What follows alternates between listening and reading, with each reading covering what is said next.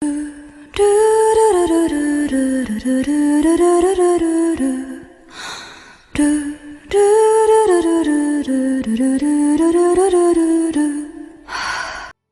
297. The second stage begins. Going back in time a little, shortly before Madroza was heavily wounded by Ereshkigal's counter, Juliana and her allies were fighting inside the crimson mist of bloodlust. A monster resembling a 2.5-meter-tall goblin, of a race which had been temporarily named goblin-like, was being forced in Juliana's direction by the arrows of the half-minotaur girls. Commander, I mean Nissan, it's headed your way. One of them said in warning. This is a technique that was passed on to me by Seriasan, Great Deadly Slash, shouted Juliana. The halberd in her right hand came crashing down upon the goblin-like skull, splitting its head and chest in half. The goblin-like fell towards the sea with an unpleasant scream, its blue blood spraying all around it, before being caught by the tail by Belmond. Are we taking that with us? It doesn't look very appetizing, said Juliana, aware that goblins didn't taste good unless they were made into gabu-gabu. Juliana, I understand that you are in your growth period, but you do not have to adopt Danasama's way of determining the value of prey. This is for research, not for eating, said Belmond with a wry smile as she dealt a finishing blow to the goblin-like and stored its body in an item box. That large attack, did you fail to perform a martial skill? Yes. My spear axe technique still has a long way to go. Juliana had trained in spear technique as a knight in her previous life, but after being pseudo-reincarnated as a half-minotaur, she had trained using axes, clubs, and halberds. Spear technique was focused on speed and did not make use of the superhuman strength she had now. And because her body was developing quickly, it had been easier for her to train with weapons focused on strength than spear technique, which required dexterity. Perhaps it was wise for her to learn a form of spear technique that matched her body once it was fully developed, but learning new skills was never a waste, so Juliana and her new sisters had been training with new weapons together. More importantly, how is the strength of the enemies you are fighting? Perhaps you would be fine with fighting monsters that are a little stronger, suggested Zadiris, who had been clearing monsters outside the mist of bloodlust. No, we would not be fine with that, said Juliana, shaking her head. We are less skilled overall than Natania-san's group, so the ones we are fighting now are just right. Juliana was leading 10 of her half-minotaur sisters, who had been birthed by the body that was Juliana's in her previous life. She herself was just as skilled as Simon and his group, but her sisters were still below the level of a B-class adventurer, so they were being allocated weaker monsters than Simon's group. As for their transformation equipment, they were using an all-purpose liquid metal, one as their bodies were not fully developed yet, and they were wearing armor on top of it. The reason they were able to fight in the crimson mist of bloodlust was because the monsters were weakened from having to use their mana and abilities to withstand bloodlust. Stronger monsters than this, rank 10 and above, would be too much for us, said Juliana. Mama, I see.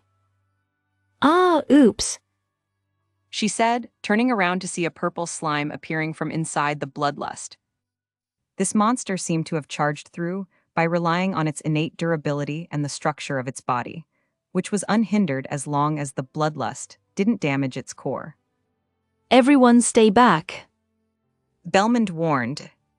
Petrifying demon eye is not working. I have no other choice. 8 cutting blade threads. The slime's highly viscous body was cut into 9 pieces by Belmond's threads.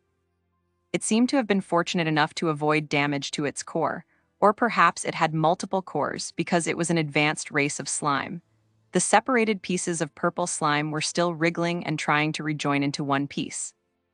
But before it could do so, fierce shining blades, chaotic dance. Blades of light conjured by Zadiris's light princess magic cut the slime into even smaller pieces. Seemingly unable to regenerate this much damage, it was engulfed by the bloodlust and disappeared. We cannot recover that, said Belmond. It is not a problem, is it? I believe there are more of these slimes where Simon and the others are. Said Zadyrus. Then it is all right. Dana-sama did say that we don't have to recover materials if it is too difficult. The monster collecting that Belmond was doing was not a particularly high-priority task. Vandalyu had just asked her to collect what she could when Gyufadgarn and the space attribute ghosts were busy. If we do anything dangerous to try and secure monster corpses, Dana-sama would scold me rather than be pleased. Said Belmond. Whether it is to reward or scold you, I believe the boy simply ends up brushing your tail, does he not? Said Zadyrus. Did he tell you something, princess? Belmond and Zadyrus glared at each other, smiling, but with more tension than when they had been attacking the slime. Though it was probably just a coincidence, even the crimson mist of bloodlust squirmed as if afraid. But this air of tension was swept away by compliments and questions from Juliana and her sisters. As expected of you two, even Simon-san and the others had difficulty with those slimes. They are likely at least rank 10, and yet you defeated it without even giving it a chance to strike back. Your thread technique and your spells were beautiful to see. Just how did you even notice the slime's approach? It made no sound and gave off no presence. The half-Minotaur girls were fanatical worshippers of Vandalyu, so Zadyrus and Belmond were like idols to them, as they were Vandalyu's close allies. Thank you, said Belmond, blushing as she moved back. Zadyrus did the opposite, moving forward towards the girls. Indeed. However, you have also been guided by the boy and received his divine protection. If you continue working hard, you will become able to defeat monsters like that as well. Zadyrus had once served as chief of her tribe, and she had performed on stages many times this year, so she was used to receiving compliments. And you should work hard in your singing and dancing training. Zadyrus added, Our religious activities are important as well, after all. Yes, ma'am. The half-Minotaur girls said. Zadyrus was careful not to forget to utilize their respect for her to make them become magical girls, and eventually princesses. Miriam and Kalinia just need a little more time as well. And once Juliana and her sisters join, my deepest desire will be fulfilled. Zadyrus's deepest desire was to rid herself of the status of princess. The names of her jobs and skills would not change, but if there were more women using transformation equipment, becoming magical girls, and becoming princesses, she would become less special, and the princess would disappear from her title. And Zadyrus believed that this would also remove princess from her race title. The benefits it provides to my attribute value growth are satisfactory, but I am an adult after all. But with that said, at this rate, it will take another year or two for my desire to be fulfilled, she thought, thinking of a brighter future for herself. But Belmond gave a sigh. If you go too far, you might get a job like Princess Guider, you know. She said, crushing her hopes. Princess Guider. Such a horrifying job could not possibly exist, could it? Zadyrus said in a half-scream, her face pale, having never imagined such a possibility. Someone who leads princesses, it would match you perfectly, Zadyrus-san, said Juliana cheerfully. This was true, and Zadyrus fell silent, unable to say anything in response. Kanako awakened her artistic guider job, so it really could happen, said Belmond. Guiders have an ideology, don't they? Why would princess be an ideology? It is just a position and title, argued Zadyrus. It isn't of much use to try and convince me. Even if it did happen, Dana-sama would probably be pleased, so wouldn't it be a good thing? The boy simply enjoys making a fool of me. And I think you should rethink the idea that there is no problem as long as the boy is pleased. Besides, the battle is still ongoing. Do not let your guard down. Where have Elinora and Bastia gone? Having forcibly changed the unpleasant subject of the conversation, Zadyrus looked around at her surroundings. The battle was indeed still ongoing, but many of the monsters that she and her allies were in charge of culling had left the vicinity of the bloodlust. The weaker monsters and those without the intelligence or ability to stop bloodlust were devoured by it, and the stronger ones were to be defeated by Juliana's group, Simon's group, and Zadyrus. It seemed that the only ones left were the few being commanded directly by the demigods. But Eleonora and her group were nowhere to be found. Eleonora was enveloped in the bloodlust during battle a little earlier and is on something of a high, said Belmond. Bloodlust consisted of very tiny split entities of Vandalu. In other words, being enveloped in bloodlust meant being enveloped in Vandalu. Eleonora had become intoxicated at the thought of being surrounded by a countless number of Vandalus. Perhaps this could be considered brave of her, even if her divine protection did make the bloodlust harmless to her. If she is still on a high, finding her will be troublesome, said Zadyrus. This is. The bloodlust grew thinner, as there were now less nutrients for it to feed on and multiply with, and a shout that sounded like a roar came from the other side of the mist. Then there was a great gust of wind, scattering the bloodlust in the direction of Juliana and her sisters, causing them to let out a startled cry. This is a wind attribute spell or a breath attack. Brace yourselves, shouted Zadyrus. They prepared themselves for their last formidable foe. Realizing that she would not be able to use her threads in this wind, Belmond frowned and raised her other weapon, her tail. But what they saw in the direction the wind was coming from was not a powerful foe heading their way. It was a pair of fleeing, wounded demigods. Gare, my eyes, my eyes. The Colossus bellowed, his hands covering his bleeding face. I won't forget this. Next time I'll definitely kill you next time, shouted the elder dragon who had lost half of its tail. Vigaro and Eleonora were there as well. HMPH. Vigaro snorted. Such boring threats. You're entirely right, said Eleonora, bemused. All bark and no bite. But it wasn't that the battle had been easy. No, it was quite a hard battle. We couldn't call for aid either, said Bastia. The split entity of His Majesty Kun was just saying, this is just right for everyone, too.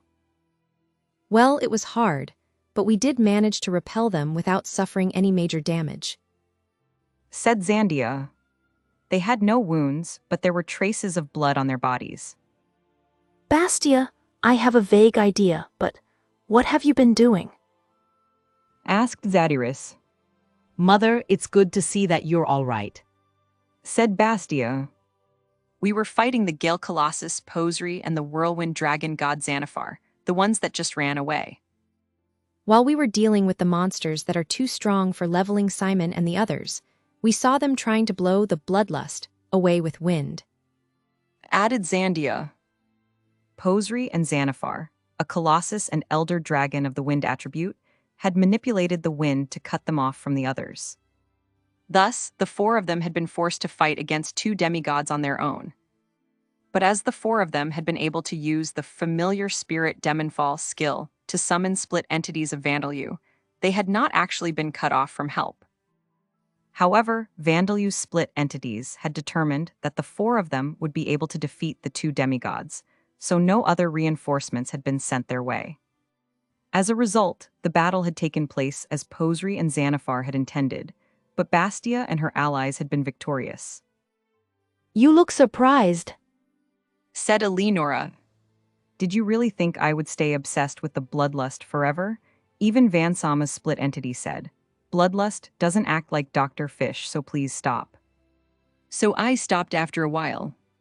You correctly guessed why I am surprised. But what is a Dr. Fish? Said Zadyrus. Based on its name, it seems to be a venomous fish, said Belmond. I haven't a clue, said Eleonora. The effects of familiar spirit Demonfall have worn off, so let's ask Vansama when we meet up with him. As this conversation was taking place, a demigod scream and a shrieked retreat came from the direction where Borkus, Gina, Bone Man, and Luciliana were fighting. I think our time to retreat will come soon as well. I wonder when the order will be given. said Zandia. A few seconds later, world-piercing destructive hollow cannon was fired from Vandalu's severed arm, and the god of Warhorn Sirius, who had been kept hidden by the god of mirror images Larpen, was destroyed. Immediately after that, Vandalu, who had been struck by Bradio's fist, was sent flying like a football. His Majesty Kun. Van Sama. But there was no time for Zandia and the others to be surprised. Twisting space so that her voice would reach them, Gufidgarn spoke. We are retreating. Please follow Vandalu and swiftly make your way to the real Quattro. All right, Said Bastia with a small nod. With that, everyone hurriedly made their way towards Quattro. This gave the appearance that they were retreating, because they were shaken by the sight of Vandalu being sent flying. Meanwhile, Vandalu, who had allowed himself to be punched on purpose, allowed his momentum to carry him some distance before deciding to stop. But before he could, Quattro gave a screech as it flew into his flight path, and Legion provided a soft landing for him. All right, nice catch. How bold of you to fly directly into our chest. Chester. Vandalu echoed, just as confused as Enma. Yes, well, thank you, he said, enveloped by Legion's soft flesh. Now then, let's begin our retreat. I'm going to have the fake Quattros charge forward and self-destruct, so gather everyone together. I'll do Bloodlust as well. The 4 captains, fire your signal flares just in case. Aye, sir, give the signal to retreat. Soon after the 4 Dead Sea captains repeated the order, signal flares rose into the air. As the fake Quattro left, everyone returned.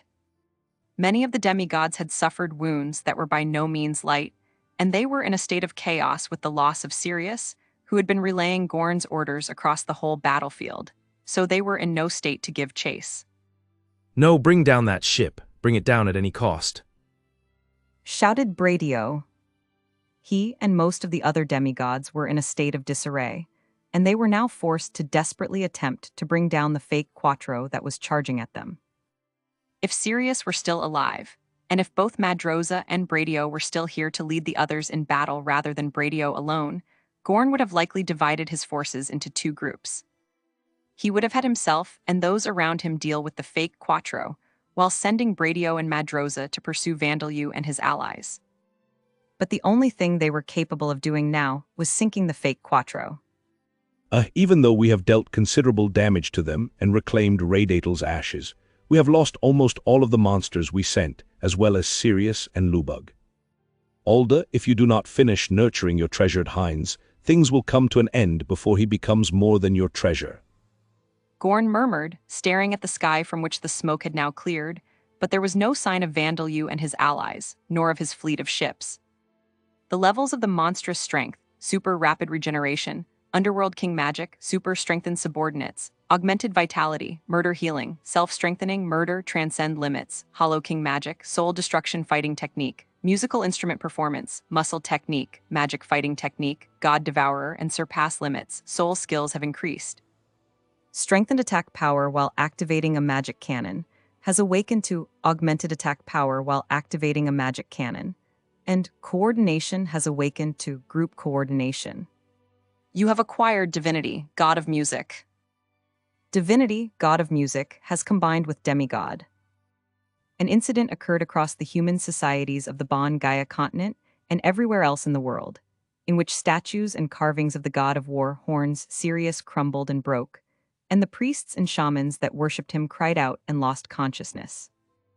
In the Amid Empire, a knight who was said to have received Sirius's divine protection suddenly collapsed mid-meal, his face falling straight into his plate of stew. Fortunately, he was wearing a talisman that reduced damage caused by the fire attribute, so his face did not suffer burns, but, as he had been eating in the corner of a shop, it was some time before he was discovered, and he had almost drowned in the stew. Entirely unconcerned by such tragedies, Vandalu and his companions teleported to Gartland, the underground region beneath the Demon King's continent. They were beginning the second stage of the plan. Most of the preparations have been done in advance, but we still need to change jobs, said Vandalu. Although they had not defeated many demigods this time, they had slain around 100 monsters of rank 10 and above.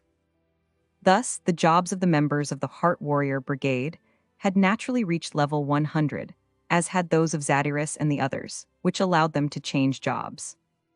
Thus, the job-changing rooms aboard Quattro, in Sam's carriage, and in Gartland were currently being used at maximum capacity. The second stage of the plan would begin after some rest to recover from fatigue and restore mana, and after a meal, so there was time for everyone to change jobs. However, there was little time for them to get accustomed to their new jobs. Ordinarily, changing jobs would not require one to drastically change the way they fought in battle, unless they acquired a very strange job. But there weren't any jobs for Vandelyu that weren't strange. Lately, Zadyrus and the others are seeing strange jobs as well. I think Princess Guider was just said as a joke, but Kanako became an artistic guider through her idle activities, so it could be possible. Vandelyu said to himself as he reached out to touch the crystal ball. Transformation equipment, Hollow Shadow Caster, Balor, Apollyon, Demigorgon, Soul Devourer, God Devourer, Nurgle, Ravana, Shaitan, Caillou, God Spirit Mage, Ouroboros, Rudra, Blood Ruler, Demon Electricity User, Yin Guider, Divine Guider, Juggernaut, Underworld God Mage, Berserk Muscle User, New. As I expected, a new job related to muscle technique has appeared. It was a different job from that of Zorcadrio, his teacher, but Vandelyu's muscle technique was something of his own, so there wasn't anything unexpected about a different job appearing, and it was impossible for him to acquire the same job as Zorcadrio anyway, due to his cannot learn existing jobs curse. Well then, I select Chaos Guider. The second stage of the plan would likely involve defeating multiple demigods, Bradio, Madroza if she was still alive, and Gorn at the very least. Thus, it was likely that Vandelyu's job would reach level 100 once more by the time it was over. That was why he had decided to use this opportunity to take a guider job. If he took a job with the name of a different god, it was possible that it would affect the plan. Pale Rider had been useful in restricting the enemy's movements, but there was no guarantee that the other jobs would be beneficial. You have selected Chaos Guider. You have acquired the Guidance, Chaos Path, and Chaos Path Enticement skills. Chaos Path Enticement has combined with Dark Dream Demon Creation Destruction Path Enticement to become Dark Chaos Dream Demon Creation Destruction Path Enticement, and Guidance, Chaos Path has combined with Guidance, Dark Dream Demon Creation Destruction Path to become Guidance, Dark Chaos Dream Demon Creation Destruction Path. The Body Expansion, Tongue skill has awakened to Limitless Body Expansion, Tongue. The levels of the Group Commander, Group Coordination, Deadly Venom Secretion, Claws, Fangs, Tongue, Demon King Artillery Technique, and Shadow Group Binding Technique skills have increased. Why has my tongue become able to expand infinitely? Vandelyu wondered as he checked his status. But he left the room behind, going over his plans in his head once more, absorbing the Demon King's spiracles and spurs, eating a hamburger made using the fresh meat of a colossus, having a short rest, and making sure there was nothing unusual with his body before the second stage of the plan. Half a day later, just before dawn, as the sky above the continent began to grow lighter, Vandelyu and his companions stood at the end of the tunnel inside Gartland, just a short distance away from where Botan was sealed away. Now then, we will begin the second stage of the plan. Vandelyu announced. Gyufidgarn, please take care of Mom, my child, and everyone else. There was a long pause, and then Gyufidgarn finally said, Very well. And with that, the evil god behind Vandelyu left him and teleported to Quattro's deck. Press on. To the goddess, Said Juliana. Yes, ma'am. Said Vandelyu as he began digging the last part of the tunnel. Job explanation written by Luciliano. Pale Rider. A job with the name from a legend of another world, one of the 4 horsemen who bring about the apocalypse. It is apparently a horseman who spreads death and disease where it goes, and Job's name suggests that it might have an effect or two that would cause concerns regarding hygiene, but that doesn't seem to be the case. The Job's actual effects turned out to make it possible to spread disease with a discriminatory function, allowing Master to add some degree of control to diseases he creates with underworld king magic, and bloodlust. It is unclear as to what would happen if someone other than Master were to acquire this job, but I would presume that it is impossible for one to do so without the ability to use death attribute magic. Incidentally, I shall also record that for some time after Master acquired this job, he did not allow anyone who is not undead or does not possess status effect immunity or status effect resistance near him.